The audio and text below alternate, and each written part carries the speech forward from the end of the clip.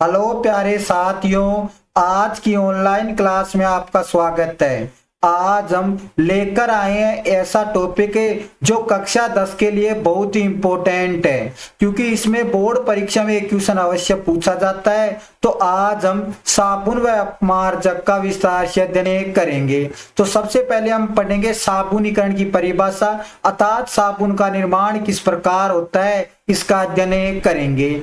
दूसरा हम पढ़ेंगे कि साबुन व अपमार्जक में क्या क्या अंतर पाए जाते हैं, उसका अध्ययन करेंगे। और जो तीसरा है कि जब कोई भी साबुन है वो जो मैल के जो गंदे कपड़े होते हैं इनसे क्रिया करता है तो किस प्रकार मिसेल बनाकर उसे स्वच्छ करता है, उसका अध्ययन करेंगे। तो देखो, हम साबुन के निर्माण की प्रक्रिया देखते हैं। तो देखो कि जब अल्कोहल और जो कार्बोक्सिलिक अम्ल है जब ये आपस में क्रिया करते हैं तो जल के अतिरिक्त जो पदार्थ बनता है उसे एस्टर कहते हैं। और यदि में एस्टर की जो क्रिया है वो NaOH क्षार से करते हैं तो हमें साबुन का निर्माण होता है। और साबुन के निर्माण होने के कारण इस अभिक्रिया को साबुनीकरण की अभिक्रिया कहते हैं। अब हम इसे रासायनिक अभिक्रिया से समझते हैं। सबसे पहले जो कार्बोक्सिलिक अम्ल है जिसे हम एसिटिक अम्ल भी कहते हैं, यदि हम इसका सूत्र देखें तो इसका सूत्र हमने पहले ज्ञात किया था, कैसे होता है CH3COOH, इसे हम एसिटिक अम्ल कहते हैं। अब यदि हम अल्कोहल को देखें, अल्कोहल को एथेनॉल भी कहते हैं और इसका सूत्र होता है CH3CH2OH। अभी इन दोनों को बीच में आपस में क्रिया करा दो तो देखो, अब इस सूत्र में से तो क्या यहाँ दोनों आपस में क्रिया करके जल बाहर निकलता है और जो जल का टुकड़ा होता है H+ और OH- में होता है तो इस सूत्र में से तो OH बाहर निकलता है और इस सूत्र में से क्या निकलता है, H बाहर निकलता है। तो दोनों आपस में H+ और OH- आपस में क्रिया करके किसका निर्माण करते हैं, जल का निर्माण करते हैं। तो क्या बन गया, जल बन गया। अब जो बचा हुआ है उसको मिलाकर लिख दो तो जिसके कारण एस्टर बनता है। तो यहाँ क्या बच गया, CH3 और क्या बच गया, CO। और यहाँ क्या बचा, यहाँ से हटाया तो इस O को ले जाकर यहाँ जोड़ दो तो एक O तो ये रहा, एक O इसका हो गया, कितने हो गए, 2 हो गए। फिर लिख दो CH2 और CH3, तो ये क्या बन गया, एस्टर बन गया। क्या बन गया, एस्टर बन गया। अब हम इस एस्टर की अभिक्रिया किससे कराएंगे, NaOH क्षार से। तो कराओ, सबसे पहले एस्टर लिखो, CH3COOCH2CH3 से एस्टर कहते हैं। अब इसकी क्रिया NaOH क्षार से करा दो। NaOH को कहते हैं सोडियम हाइड्रोक्साइड, जिसे हम कास्टिक सोडा भी कहते हैं। तो देखो, अबे इसके NaOH के टुकड़े किसमें होते हैं, Na तो प्लस और OH है माइनस।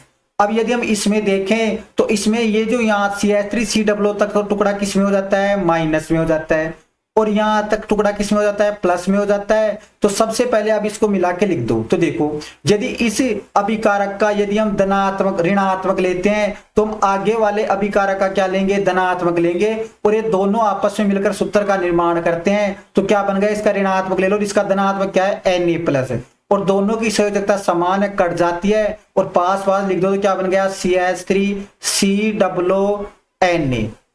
आगे देखो, यहाँ क्या बचा है, CH3CH2 बचा है। तो यहाँ पे धनात्मक है तो इसका ऋणात्मक मिल जाता है तो सूत्र बनता है CH3CH2OH, क्योंकि अधिकतर जो सूत्र होता है वो धनात्मक और ऋणात्मक से ही बनता है। तो एक तो जब जो एस्टर है इसकी क्रिया NaOH क्षार से करवाई जाती है तो एक तो बनता है अल्कोहल, इसे ये किसका सूत्र है, अल्कोहल का। और एक बनता है जो कार्बोक्सिलिक अम्ल होता है CH3COOH, इसको क्या कहते हैं, कार्बोक्सिलिक अम्ल। और कार्बोक्सिलिक अम्ल का क्या बनता है, सोडियम लवण बनता है। अब देखो, अब ऐसे साबुन में अनेक अणु होते हैं, क्योंकि साबुन क्या होता है, दीर्घ श्रृंखला होती है। अर्थात जो CH3COONA है, CH3COONA है, अब ये क्या करता है, ऐसी एक लंबी श्रृंखला होती है और इस लंबी श्रृंखला में 12 से लेकर 18 तक कार्बन उपस्थित हो सकते हैं और उसे ही साबुन कहते हैं। तो हम जानते हैं कि CH3 को एल्किल समूह कहते हैं और एल्किल को R से दर्शाते हैं। तो यहाँ लिख दो, CH3 को एल्किल कह दिए तो इसको R से दर्शा दिए और क्या बना, COONA। तो अधिकतर जो साबुन होता है, साबुन का ये क्या होता है, सूत्र होता है। तो ये हमें साबुन का सूत्र प्राप्त होता है। अब देखो, अब सुनो, अब हम इसे आगे एक बार वापस पढ़ते हैं। तो देखो कि जो एस्टर है, कि साबुनिक जब एस्टर है, इस एस्टर की अभिक्रिया NaOH क्षार से करवाई जाती है तो हमें अल्कोहल प्राप्त होता है और कार्बोक्सिलिक अम्ल का सोडियम लवण प्राप्त होता है। ये क्या है, कार्बोक्सिलिक अम्ल का सोडियम लवण। अब ऐसी लंबी क्या होती है, श्रृंखला होती है, और उस लंबी श्रृंखला में 12 से लेकर 18 तक कार्बन उपस्थित होते हैं। इसलिए हम यहाँ CH3 को जो एल्किल समूह है इसको हम सामान्य सूत्र के रूप में R से व्यक्त कर देते हैं। R का मतलब होता है एल्किल, और क्या लिख दो, COONA। तो ये क्या होता है, साबुन का सूत्र होता है। इस अभिक्रिया से साबुन प्राप्त होता है जिसे साबुनीकरण की अभिक्रिया कहते हैं। अब इस अभिक्रिया को हमने अभी समझ लिया था कि एस्टर क्रिया NaOH से करा दो। अब सुनो, जो यदि हमें एस्टर क्रिया NaOH से कराएंगे तो जो साबुन प्राप्त होगा वो साबुन कपड़े धोने के काम में आएगा। और यदि हम एस्टर की क्रिया KOH क्षार से करा देते हैं जिसे पोटेशियम हाइड्रोक्साइड कहते हैं। अब ये जो पोटेशियम होता है वो मृदु होता है, और जो पोटेशियम से जो साबुन बनता है वो साबुन एक तो सेविंग करने के काम आता है, और जो हम नहाते हैं वो साबुन बनाने के लिए पोटेशियम हाइड्रोक्साइड का काम में आता है। अब देखो, अब हम दूसरा देखें कि साबुन और अपमार्जक में क्या क्या अंतर होते हैं। तो देखो कि सबसे पहले तो देखो कि जो साबुन होते हैं ये साबुन दीर्घ श्रृंखला होते हैं। दीर्घ श्रृंखला का मतलब होता है कि इसमें 12 से लेकर 18 तक क्या होते हैं, कार्बन उपस्थित होते हैं। तो दीर्घ श्रृंखला वाले वसा अम्ल का मतलब होता है कि ये जंतु वसा या वनस्पति तेलों से बनते हैं। जंतु वसा का मतलब होता है जंतुओं से जो वसा प्राप्त होती है, जैसे घी है, चर्बी है, इन्हें जंतु वसा कहते हैं। और वनस्पति तेल का मतलब होता है जो पेड़ पौधों से जो तेल प्राप्त होता है, जैसे सरसों का तेल है, मूंगफली का तेल है आदि के जो वसा अम्ल होते हैं। इन वसा अम्लों अर्थात कार्बोक्सिलिक अम्लों के सोडियम या पोटेशियम लवण होते हैं। अभी हमने देखा था कि साबुन का सूत्र होता है RCOONA जो सामान्य सूत्र होता है, अर्थात जो कार्बोक्सिलिक अम्लों के सोडियम और पोटेशियम लवण को साबुन कहते हैं। इसी प्रकार जो अपमार्जक होता है, अपमार्जक भी क्या होती है, दीर्घ श्रृंखला होती है। और ये दीर्घ श्रृंखला वाला जो कार्बोक्सिलिक अम्ल है, यदि इस कार्बोक्सिलिक अम्ल के साथ अमोनियम का सूत्र होता है NH4+, और सल्फोनेट का सूत्र होता है SO3 2-। यदि ये जुड़ जाते हैं, अर्थात जहां सोडियम और पोटेशियम जुड़ रहा था उसके स्थान पर यदि अमोनियम और सल्फोनेट जुड़ जाता है तो उस लवण को ही अपमार्जक कहते हैं। तो ये दोनों हो गई इसकी परिभाषा। अब यदि हम दूसरा देखें कि जो साबुन होता है, साबुन किससे प्राप्त होता है, जंतु वसा से और वनस्पति तेलों से प्राप्त होता है, जिसके कारण इसका आसानी से क्या हो जाता है, अपघटन हो जाता है, जिसके कारण जो साबुन होता है वो प्रकृति में जल का प्रदूषण नहीं फैलाते हैं क्योंकि इनका आसानी से अपघटन हो जाता है। परंतु जो अपमार्जक होते हैं ये कोयला और पेट्रोलियम के हाइड्रोकार्बन से बनते हैं, और हाइड्रोकार्बन से बनने के कारण कोयले और पेट्रोल का आसानी से अपघटन नहीं होता है, जिसके कारण अपमार्जक प्रकृति में जल प्रदूषण फैलाते हैं। यदि हम तीसरा देखें, जो साबुन होता है, साबुन कठोर का मतलब जो खारा जल होता है, ये खारे जल में क्या नहीं देता, जाग नहीं देता, ये केवल मीठे जल में जाग देता है। जबकि जो अपमार्जक होता है ये कठोर और मीठे दोनों जलों में क्या देता है, जाग देता है। अब ये किस कारण जाग नहीं देता, इसका हम आगे अध्ययन करेंगे। तो देखो यदि हम चौथा देखें तो जो साबुन होता है, साबुन को वनस्पति तेल और जंतु वसा से बनता है जिसे हमने पहले देख लिया। और जो अपमार्जक होते हैं ये कोयला और पेट्रोलियम के हाइड्रोकार्बन से प्राप्त होते हैं, अर्थात कोयला और हाइड्रोकार्बन पेट्रोलियम से बनते हैं। अब हम देखें कि साबुन कठोर जल में जाग नहीं देता जबकि अपमार्जक कठोर जल में जाग देता है। क्यों? तो देखो कि अब सबसे पहले देखें कि जब साबुन को, क्योंकि जो साबुन कठोर जल जिसे हम खारा जल भी कहते हैं, इस खारे जल में कैल्शियम और मैग्नीशियम क्या उपस्थित होते हैं, ये आयन उपस्थित होते हैं, अर्थात खारे जल में कैल्शियम और मैग्नीशियम आयन उपस्थित होते हैं। अब साबुन, यदि हम साबुन की क्रिया खारे जल से कराएंगे तो साबुन क्या करता है, साबुन को इन कैल्शियम और मैग्नीशियम आयनों से क्रिया करना पड़ता है, जिसके कारण साबुन इनसे क्रिया करके अघुलनशील लवण बना लेता है जो जल में घुलता नहीं है, और इस अघुलनशील लवण को ही स्कम कहते हैं। अर्थात साबुन के द्वारा जो अघुलनशील खारे जल में जो लवण बनता है उसे स्कम कहते हैं। इस स्थिति में साबुन जाग नहीं देता, परंतु यदि उस हमें जाग उत्पन्न करना है तो हमें बहुत अधिक मात्रा में साबुन की आवश्यकता होती है।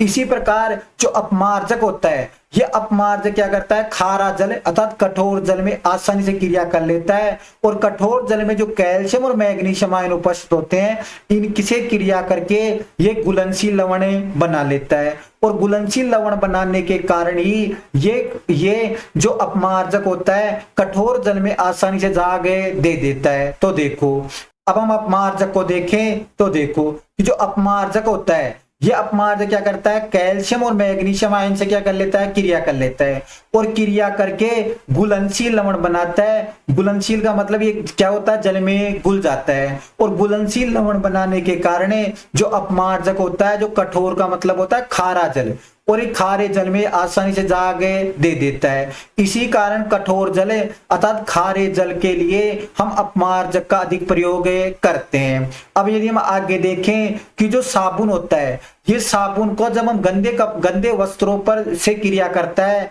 तो ये मिसेल बनाकर उस वस्त्र को स्वच्छ किस प्रकार करता है उसका अध्ययन करेंगे। तो देखो के निर्माण की क्रियाविधि देखते हैं। तो सबसे पहले साबुन का यदि सामान्य सूत्र देखें तो RCOONA साबुन का क्या होता है, सामान्य सूत्र होता है।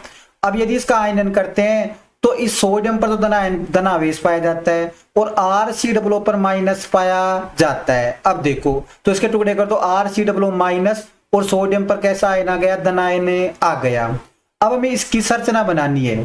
तो यहाँ R हमने देखा था यह लंबी श्रृंखला होती है जिसमें 12 से लेकर 18 तक कार्बन उपस्थित होते हैं। तो हम इसको तो क्या बना देते हैं, पूंछ बना देते हैं, और COO माइनस को इसका सिर बना देते हैं। देखो तो ये तो हो गई हाइड्रोकार्बन की लंबी श्रृंखला जिसे हम पूंछ भी कहते हैं, और जो आयनिक सिरा होता है जिसे हम ध्रुवीय सिरा कहते हैं, इसे सिरे कहते हैं। तो यहाँ साबुन के जो अणु होते हैं इसके दो भाग होते हैं, एक तो पूंछ वाला भाग और एक कौन सा भाग होता है, सिर वाला भाग। अब देखो अब जो सिर वाला भाग होता है जिसे हम जल रागी अर्थात जल स्नेही कहते हैं। जल स्नेही का मतलब होता है जल से प्यार करने वाला अर्थात जल को अपनी ओर खींचने वाला, तो इसे जल स्नेही कहते हैं। और जो हाइड्रोकार्बन की जो लंबी जो पूंछ होती है अर्थात लंबी श्रृंखला होती है इसे पूंछ कहते हैं, इसे हाइड्रोकार्बन का भाग कहते हैं, और इसे जल विरागी सिरा कहते हैं। जल विरागी का मतलब होता है जल को दूर विरोध करना अर्थात जल को दूर भगाना। अब देखो अब इस साबुन के अणु के दो भाग होते हैं कि जो सिरा जल में आसानी से घुल जाता है इसे जलरागी सिरा कहते हैं, और जो सिरा हाइड्रोकार्बन में आसानी से घुल जाता है इसे जल विरागी अर्थात जल विरोधी सिरा कहते हैं। तो देखो कि साबुन के अणु ऐसे होते हैं जिसके दो सिरे होते हैं और दोनों सिरे अलग अलग गुणधर्म में दर्शाते हैं। अब आगे देखो कि जो सिरा जल में विलय होता है उसे जलरागी सिरा कहते हैं, और जो हाइड्रोकार्बन में विलय होता है तो आसानी से हाइड्रोकार्बन में घुल जाता है, विलय का मतलब घुलना, उस सिरे को जल विरागी कहते हैं। तो साबुन के कितने भाग हो गए, दो भाग हो गए। अब आगे देखो अब हमें सबसे पहले जब साबुन किसी कपड़े पर लगाते हैं तो सबसे पहले कपड़े पर जल डालते हैं और फिर उसके ऊपर क्या लगाते हैं, साबुन लगाते हैं। तो सबसे पहले तो इसकी दो स्थितियां होती है कि जब साबुन यदि जल की सतह पर हो तब तो ये किस प्रकार क्रिया करेगा, और दूसरी स्थिति होती है कि जब साबुन होता है वो जल के अंदर हो तो ये किस प्रकार इसकी व्यवस्था होती है उसको देखते हैं। तो देखो कि हम यदि पहला देखें कि जब साबुन जल की सतह पर होता है अर्थात जल हमें सामने कपड़े पर क्या जल डालकर उस पर साबुन लगाते हैं, तो साबुन जब जल की सतह पर होता है तो जो इसके अणु होता है, साबुन का जो अणु होता है वो इस प्रकार व्यवस्थित होता है कि जो इसका जो आयनिक सिरा है, आयनिक सिरा का मतलब होता है जिसे जलरागी सिरा भी कहते हैं, ये आयनिक सिरा तो उस जल के अंदर चला जाता है, जबकि जो दूसरा सिरा होता है जो हाइड्रोकार्बन वाला सिरा होता है ये बाहर की ओर निकला होता है। तो ये स्थिति कब होती है कि जब साबुन जल की सतह पर होता है। अब यदि हम दूसरी स्थिति देखें कि जब साबुन होता है वो जल के अंदर होता है तो सबसे पहले तो ये साबुन के अणु एक गुच्छ का निर्माण कर लेते हैं अर्थात गुच्छे का निर्माण कर लेते हैं, और यदि हम इस गुच्छे में देखें कि इस गुच्छे में जो हाइड्रोकार्बन का भाग है अर्थात जो जल विरागी भाग है वो तो अंदर धस जाता है, जबकि जो ध्रुवीय भाग है जिसे जलरागी सिरा कहते हैं वो बाहर निकला होता है। अब देखो अब हम इसे आसानी से समझें तो देखो सबसे पहले यदि हम साबुन के अणु की संरचना बनाए तो यहाँ पे हाइड्रोकार्बन की क्या होती है, लंबी श्रृंखला होती है, और यहाँ आयनिक सिरा जुड़ा होता है। तो देखो आयनिक सिरा होता है जिसे हम ध्रुवीय सिरा बोलते हैं, अर्थात ये क्या होता है, ध्रुवीय सिरा होता है वो जल में क्या होता है, आसानी से घुल जाता है, इसलिए इसे जलरागी सिरा कहते हैं। यदि हम इसका और नाम देखें कि यह आयन उपस्थित होता है, इसलिए इसे आयनिक सिरा भी कहते हैं। अब देखो, यदि ये हाइड्रोकार्बन की क्या होती है, लंबी श्रृंखला होती है, अर्थात ये हाइड्रोकार्बन की पूंछ की तरह कार्य करता है। अब जो पूंछ होता है ये हाइड्रोकार्बन में आसानी से घुल जाता है, इसलिए इसे जलविरागी सिरा कहते हैं। अब देखो, जलविरागी सिरा या हाइड्रोकार्बन की जो लंबी श्रृंखला होती है। अब साबुन होता है, ये किस प्रकार क्रिया करता है, तो देखो कि सबसे पहले जब साबुन जल की सतह पर होता है, जल की सतह पर होता है, तो ये साबुन होता है जल में किस प्रकार व्यवस्थित होता है, तो देखो कि जब साबुन जल की सतह पर होता है तो जो साबुन का जो ध्रुवीय सिरा है, अर्थात जिसे हम आयनिक सिरा कहते हैं, ये आयनिक सिरा जल के अंदर होता है। यह आयनिक सिरा क्या होता है, जिसे जलरागी सिरा कहते हैं, ये जल के क्या होता है, अंदर होता है। और जो जलविरागी सिरा है, जिसे हम हाइड्रोकार्बन की लंबी श्रृंखला कहते हैं, ये जलविरागी सिरा ये जल के बाहर होता है। अर्थात इसकी व्यवस्था कैसी होती है कि जलविरागी सिरा जल के बाहर होता है। अब देखो, अब ये जो साबुन होता है ये जल के अंदर एक गुच्छे का निर्माण कर लेते हैं। और यदि हम देखते हैं कि जब साबुन जल के अंदर होता है और जल के अंदर होने के कारण इस साबुन के अणुओं की व्यवस्था किस प्रकार होती है, तो सबसे पहले तो साबुन के अणु एक आपस में पास आकर एक गुच्छे का निर्माण कर लेते हैं। और यदि हम इस गुच्छे को देखें कि जो इस गुच्छे के अंदर जो आयनिक सिरा है, जिसे जलरागी सिरा कहते हैं, जलरागी सिरा ये तो इस गुच्छे के क्या होता है, बाहर होता है। गुच्छे के क्या होगा, बाहर होगा। और जो जल विरागी सिरा है बाहर, और जो जल विरागी सिरा है, ये जल विरागी सिरा इस गुच्छे के अंदर स्थित होता है। तो इस प्रकार इसकी दो अलग अलग प्रकार की क्या होती है, व्यवस्था होती है। अब देखो, अब यदि हम वापस देखें तो देखो, सुनो कि जब साबुन जल की सतह पर होता है तब इसके अणु इस प्रकार व्यवस्थित होते हैं कि जो आयनिक सिरा है, आयनिक सिरा का मतलब होता है जलरागी सिरा, ये तो जल के अंदर होता है, और दूसरा सिरा होता है वो जल के बाहर होता है। तो देखो कि दूसरा छोर जल के क्या होता है, बाहर होता है। जल के अंदर देखें कि जल के अंदर इन अणुओं की क्या होती है, एक विशेष व्यवस्था होती है, और ये एक गुच्छे का निर्माण कर लेते हैं। किसका निर्माण कर लेते हैं, गुच्छे का निर्माण कर लेते हैं। अब यदि हम साबुन के अणु देखें कि गुच्छे में किस प्रकार व्यवस्थित होते हैं, तो देखो कि जिसमें जल के जो विरागी भाग होता है, अर्थात हाइड्रोकार्बन वाला जो लंबा भाग होता है, जिसे हमें पूंछ वाला भाग कहते हैं, ये तो गुच्छे के आंतरिक हिस्से में होता है। और जो दूसरा सिरा है, जिसे आयनिक सिरा कहते हैं, अर्थात जल स्नेही सिरा अर्थात जलरागी सिरा कहते हैं, ये गुच्छे की सतह पर अर्थात बाहर की ओर स्थित होता है। इसी संरचना को मिसेल कहते हैं। तो देखो, यदि हम मिसेल को देखें तो यहाँ तो ये हाइड्रोकार्बन की ये लंबी श्रृंखला होती है, ये तो क्या होती है, अंदर होती है।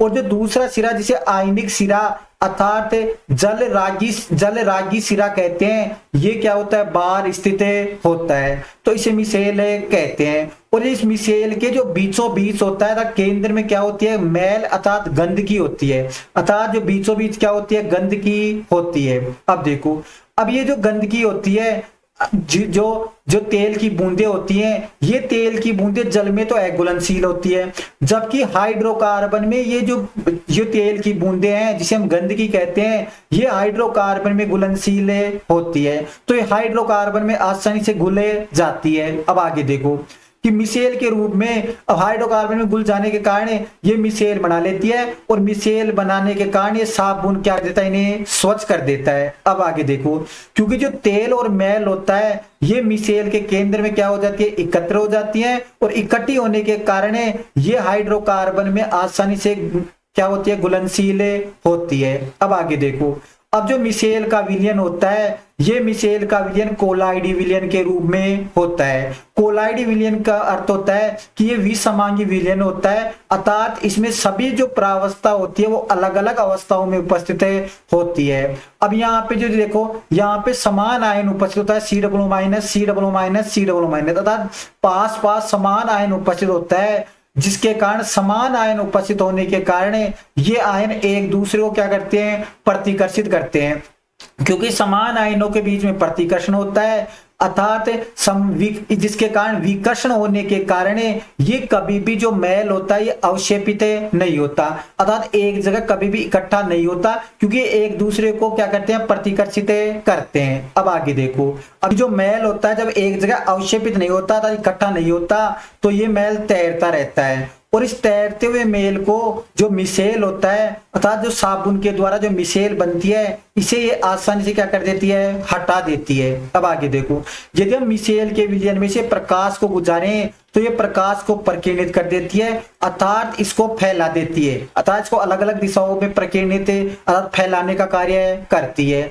यही कारण है कि यदि हम साबुन के गोल को देखें तो जो साबुन का गोल होता है वो हमें बादल जैसा दिखाई देता है। अब हम इन्हें चित्रों के द्वारा भी समझते हैं कि सबसे पहले कपड़ा होता है, इस कपड़े पर चिकनाई की बूंदें होती हैं। अब ये चिकनाई की बूंदें होने के कारण जब हम कपड़े पर साबुन लगाते हैं तो साबुन लगाने के बाद में जो साबुन होता है, साबुन का जो अणु होते हैं, उस ये साबुन के अणु का जो जल विरागी भाग है अर्थात जो पूंछ वाला भाग है ये तो चिकनाई के अंदर दस जाता है, और जो इसका दूसरा सिरा है जिसे जल रागी सिरा अर्थात जल स्नेही सिरा कहते हैं, ये बार कांटों के रूप में स्थित होता है, और इनके बीच में आयनों के बीच में प्रतिकर्षण होता है, जिसके कारण ये क्या होता है, जो मैल होता है वो एक जगह इकट्ठा नहीं होता, और जो मैल है वो तैरता रहता है। इस तैरते हुए मैल को जो मिशेल होती है वो अलग कर देती है, और अलग करने के बाद में जो कपड़ा होता है उसे स्वच्छ हो जाता है